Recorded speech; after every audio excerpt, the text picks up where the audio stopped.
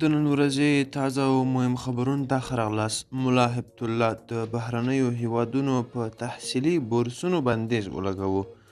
د سرحد نیوز قدرمن لیدونکو ښه راغلاست د نن ورځې مهم خبرونو ته. ګران دوستانو پوره جزیات را سره همدلته ترلاسه کړئ او که چیرې مو زموږ یوټیوب چینل نه وي سبسکرایب کړی نو همدا اوس د سره سرحد نیوز یوټیوب چینل سبسکرایب کړئ.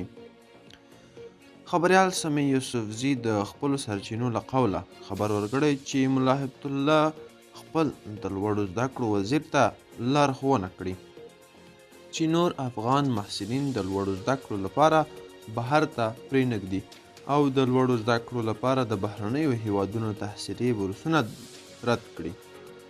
نوموړي په خپل ایکس ادرس لیکلي دي چې دغه بندیز د ملا هیبت الله په مشرۍ په کندهار کې د طالب مسؤلینو په وروستۍ غونډه کې مطرح شوی او کله چې امیر خان متقي وړاندیز وکړ چې په اسلامي هیوادونو کې لوړې زده کړې د وخت اړتیا ده او باید اجازه ورکړل شي نو ملا هیبت الله بې مخالفت وکړ او ویل بهر ته د ځوانانو استول د هغوی په ایمان کې خلل رامنځته کوي او په کور دننه باید ورته شرایط برابر شي.